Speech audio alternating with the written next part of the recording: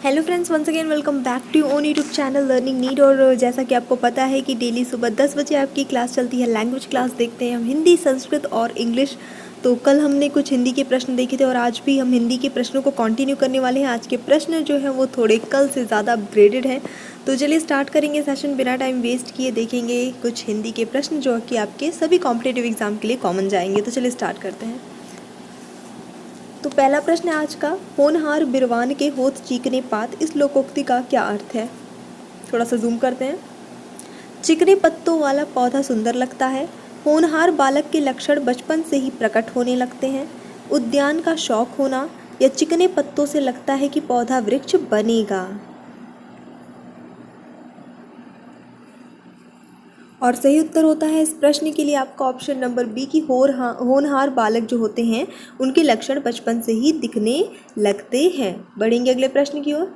जहाँ अनेक वर्णों की आवृत्ति केवल एक बार होती है वहाँ कौन सा अलंकार होता है? श्लेष, यमक, छेद, कानुप्रास या वक्रोक्ति? अनेक वर्णों की आवृत्ति केवल एक बार, तो वहाँ पे होता है छः का अनुप्रास। और ये मैंने आपको अलंकार का एक प्रैक्टिस सेट भी दिया था, फिल्मी गानों वाला। अगर आपने नहीं देखा है तो मैं उसको जो है लास्ट में दे दूँगी एंड स्क्रीन पे, तो आप जाके एक बार अटेम्प्ट ज़रूर कर लीजिएगा। यानी कि कई सारे वर्ण हो सकते हैं लेकिन उनकी सभी की आवृत्ति जो है वो केवल एक बार हुई हो। शुद्ध वाक्य चुनना है यहाँ पे आपको। वेदों के 6 अंग माने जाते हैं, ये वर्तनी वाला है, शुद्ध वाक्य वाला है, तो ये ऑप्शंस आपको खुद से पढ़ने हैं। सब में वही चीज़ लिखा है, बस थोड़ा मात्रा का हेर फेर है, सब में शब्दों का थोड़ा सा हेर फेर है। तो यहाँ पे जो शुद्ध है वो पहला वाला ऑप्शन ये कि वेदों के 6 अंग माने जाते हैं। अब ये है कि वेदों में 6 अंग, तो में नहीं आएगा, वेदों से नहीं, वेदों पर नहीं, बाकी तो आपका ऑप्शन नंबर ए ही सही हो जाएगा। गलत युग्म चुनना है, गलत युग्म चुनना है। साकेत मैथिली शरण गुप्त, कामायनी जयशंकर प्रसाद, रंगभूमि महादेवी वर्मा, गोदान प्रेमचंद। एक प्रश्न भी मुझे यहाँ से आपके लिए मिल गया है जिसका आंसर आपको कमेंट सेक्शन में जाके देना है। तो चलिए देख लेंगे सही उत्तर क्या होगा। ऑप्शन नंबर सी यहाँ पे गलत है। रंगभूमि महादेवी वर्मा की रचना नहीं है, तो किसकी रचना है ये कमेंट सेक्शन में जाके बताइए फटाफट से। चलिए देखेंगे अगला प्रश्न।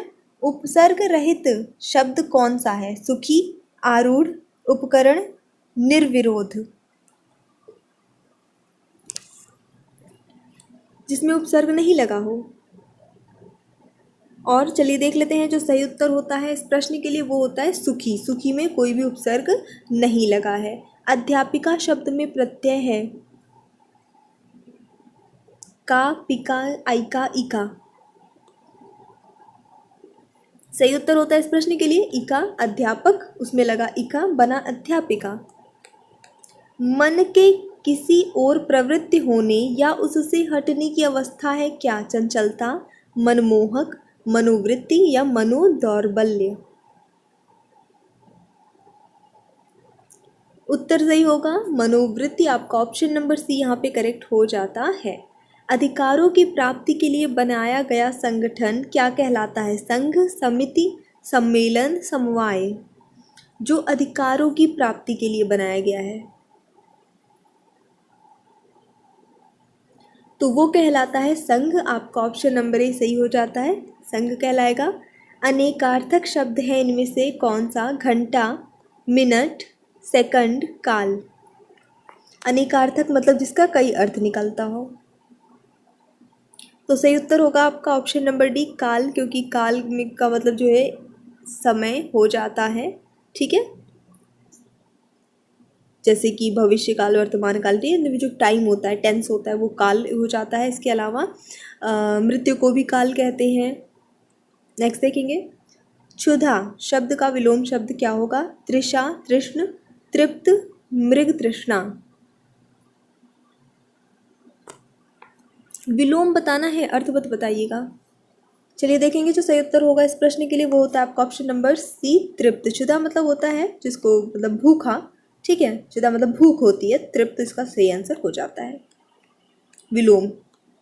कर्ण को अधिरथ सूत कहा जाता है, तो आपको बताना है कि अधिरथ का अर्थ क्या होता है। रथ हाँकने वाला, रथ बनाने वाला, कोषाध्यक्ष या चौकीदार। वैसे जनरल वे में हम सभी जानते हैं कि कर्ण जो थे वो कौन थे। तो सही उत्तर होता है इस प्रश्न के लिए आपका ऑप्शन नंबर ए, रथ हाँकने वाला जो सारथी होता है, ठीक है, उसे अधिरथ कहते हैं। पानी गए न उबरे ब्लैंक मोती मानस चून, जो भी आएगा यहाँ पे, इसके लेखक कौन हैं। कबीर, रहीमदास जी, तुलसीदास जी, सूरदास जी।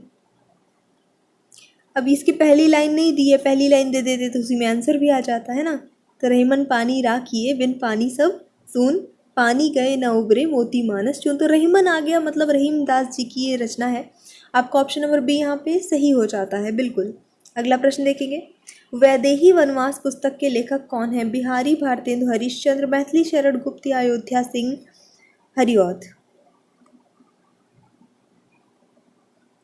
और उत्तर सही होता है आपका option number D, Ayodhya Singh Hariaudh. अगला प्रश्न। दोहा और चौपाई कैसे छंद है। मात्रिक, मुक्त, वार्णिक, वर्णिक।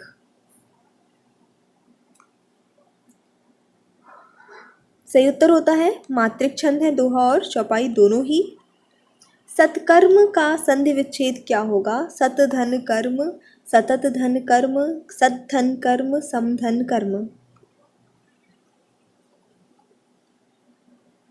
और उत्तर सही होता है आपका ऑप्शन नंबर सी, सत धन कर्म। ये सत्कर्म का संधि विच्छेद हो जाएगा। दही बड़ा में कौन सा समास है। तत्पुरुष, द्विगु, बहुब्रीहि या फिर द्वंद्व।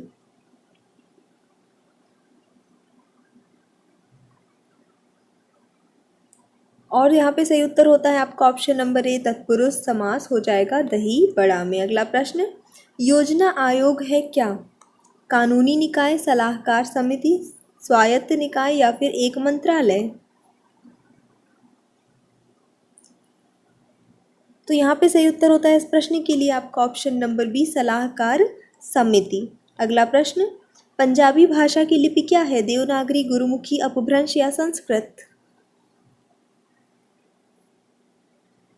और उत्तर सही होता है पंजाबी भाषा की लिपि है गुरुमुखी। देवनागरी जो है हमारी हिंदी संस्कृत की भाषा, वो लिपि है। घड़ों पानी पड़ना, इस मुहावरे का सही अर्थ क्या है। भयभीत होना, लज्जित होना, कीचड़ होना या फिर हार मान लेना। घड़ों पानी पड़ना। और सही उत्तर होगा बिल्कुल आपका ऑप्शन नंबर बी हो जाएगा, लज्जित होना, शर्मा जाना। उत्थान का विलोम शब्द क्या होगा। उन्नयन, पतन, उत्कर्ष, अवनत।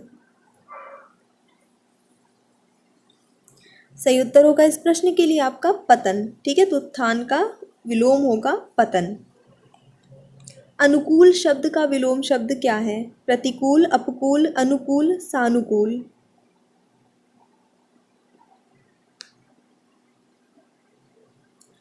और उत्तर सही होगा, जाहिर सी बात है विलोम है प्रतिकूल, बिल्कुल आपका। अगला प्रश्न। आगे ब्लैंक पीछे खाई, मुहावरे में रिक्त स्थान पर क्या होगा। झरना, पहाड़, कुआं, नदी। बहुत प्रसिद्ध है ये मुहावरा। आगे कुआं पीछे खाई, ऑप्शन नंबर सी बिल्कुल सही सभी का। चोर की दाढ़ी में तिनका, चोर का स्वयं डरना, चोरी की पहचान होना, दाढ़ी गंदी होना या हर चोर की दाढ़ी होना।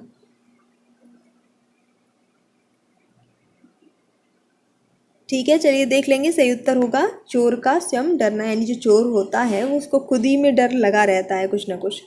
अगला प्रश्न इसी के साथ। इंद्र शब्द का समानार्थी शब्द क्या है। पंचबाण, पिनाकी, शक्र, मनोज। कल भी आया था इंद्र शब्द, है ना। चलिए देखेंगे सही उत्तर जो होता है इस प्रश्न के लिए वो होता है आपका ऑप्शन नंबर सी, शक्र। निम्नलिखित में शुद्ध वाक्य कौन सा है। भक्तों की सेना जा रही थी, भक्तों की मंडली जा रही थी, भक्तों की टुकड़ी जा रही थी या भक्तों की भीड़ जा रही थी। शुद्ध वाक्य। तो क्या भक्तों की सेना होती है। नहीं, सिपाहियों की सेना होती है।